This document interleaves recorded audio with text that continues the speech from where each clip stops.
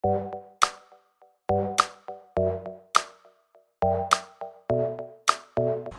guys, welcome back to another video. So for today's video, I decided to read my Princeton supplementals. I saw a lot of comments of people asking me to read my essays, and I recently made a TikTok reading my personal statement. So if you guys would like to see that, you can just follow me at somesillygoose. I'll link it down below. That's where I read my personal statement. So here, I'm gonna read my Princeton supplemental and give some general advice about writing supplemental essays for Ivy. So for Princeton, there's 4 major supplemental sections that you have to write. And the first one that I'll be reading is the More About You section. It's basically a section where they give you 3 prompts and you have to answer in 50 words or less. And it's kind of difficult just because you have to showcase who you are in only 50 words. But it was also cool because you got to answer 3 quick questions. So the first question that they ask is, what is a new skill you would like to learn in college? I said, I want to learn how to focus on myself. I want to learn about fashion, how to do makeup, and how to do my own hair.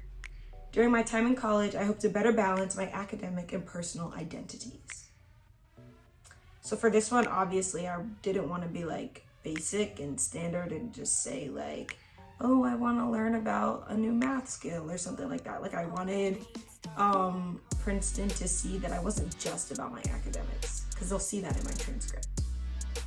Second question was, what brings you joy? And this was actually my favorite question because I kind of knew what I was going to say right away.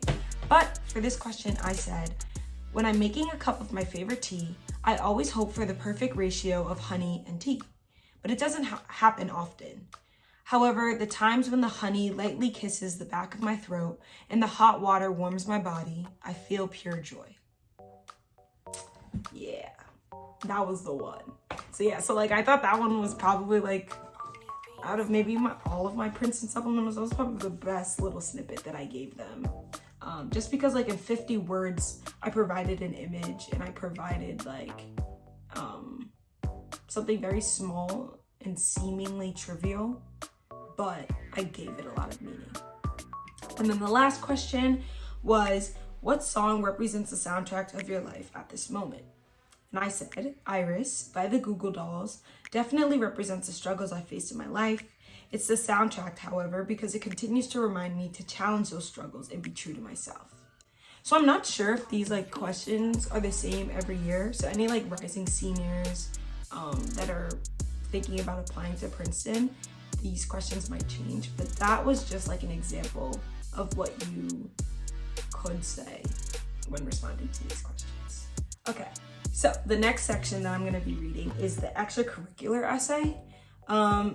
Basically, it just says, briefly elaborate on an activity, organization, work experience, or hobby that has been particularly meaningful to you, and you have to respond in 150 words or fewer. So I said, I've never had a vocal range like Beyonce or perfect legs like Misty Copeland. Even though I danced since I was 3 and sang in school plays, I wasn't good enough in other people's eyes. As time passed, I decided to stop performing for others. One day, after bowling with my friends, we decided to try karaoke. At first, I grew nervous, lacking confidence in my own abilities. I remembered how I felt growing up, believing I needed to prove my worth to others. Taking a deep breath, I stepped up to the mic and began to sing. Since then, I've cared little whether I hit the right note or perfectly pointed my toe. Singing karaoke has given me the confidence to perform for myself. It has become the remedy I need when I feel anxious, stressed, or want to have fun. It allows me to express myself freely. So yeah, that was that one. Okay, so the third section is the Your Voice essay. And basically it says, at Princeton, we value diverse perspectives and the ability to have respectful dialogue about difficult issues. Share a time when you had a conversation with a person or a group of people about a difficult topic. What insight did you gain and how would you incorporate that knowledge into your thinking in the future? So for me, I said, in quotes, I'll actually put maybe the text up here too. Who thinks the government helps average Americans? I think the government's amazing. Healthcare is accessible, police officers protected citizens, and working hard can make you successful. The first time I was confronted with opinion drastically different from mine was in my 10th grade English class. Initially, I was dumbfounded at the misinformation my classmate exhibited. Then, I felt enraged when I thought about how his privilege came in the form of an invisible blanket marked by his skin color and gender. Could this be the source of his misinformation? I wanted to yell and immediately dismiss his perspective as baseless. As he continued to pontificate, my vexation intensified. That evening, I complained to my father, hoping he would share my frustration. Instead, he said, "Anger divides, while compassion creates bridges to find solutions." I couldn't understand how he felt so different from me, so I asked him. Listening to his explanation, I realized this is what I refused to do with my classmate. I don't want to make exceptions to understand my family while disregarding others. I was inspired to bring what he taught me to my school community. I learned that a new initiative, Buhai Exchange, was being established to allow students to share similar and dissimilar perspectives without the fear of judgment. I've co-led Buhai Exchange for the past 2 years. There, I turned my frustration into curiosity. Looking toward the future, I want to participate in a community where diverse discourse is both encouraged and respected. So here, obviously, I provided an example of a situation where I was confronted with an opinion that I didn't agree with. And I just showed that even though I expected my dad to agree with me, he didn't. And his disagreement with how I felt provided me with a new perspective on how I should approach disagreements in the future. And then I also tied it into Princeton's community while saying I want to be in a community where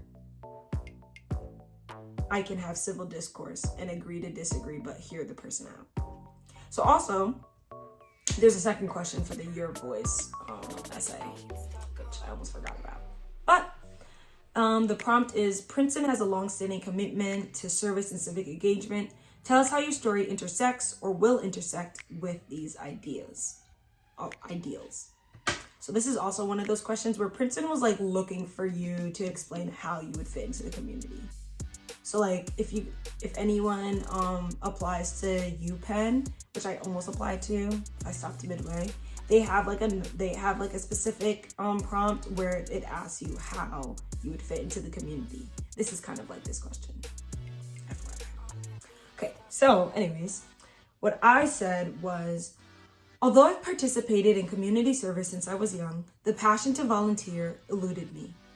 However, that changed when I visited a local church to help at their weekly food pantry.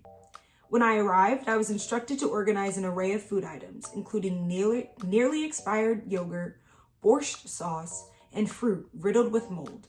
But I didn't think anyone would take them. When the pantry opened, families poured in, some fluent in English and others not. At school, I had been learning Spanish, but was never placed in an environment where I was the bridge between a family understanding if they could take 2 or 12 apples home. Understanding this, I refused to hesitate for fear of not pronouncing a word right. I began having conversations with different families and children, ensuring everyone received the food they needed. Seeing that I could be the impetus of change for these families ignited a passion that had remained dormant. Now, with any service opportunity I encounter, I'm confident that I can be a force of change. At Princeton, my passion can only grow. Whether I travel to Costa Rica in the Nova Gratz Bridge Year program to develop personal relationships like at the food pantry, or work at the Carl A. Field Center for Equality with other like-minded students, the opportunities for me to create change, even on a microscopic level, are limitless. Okay, so the last section that I'll be reading is my Why Princeton essay. And when I was writing this, I was actually really confused on what to say. So I went on YouTube and I looked up what other people had wrote over the years and just got some ideas on what to say. And what I realized is your why essay doesn't have to be as, I don't want to say dramatic or as creative as maybe your personal statement or maybe your other responses that you have.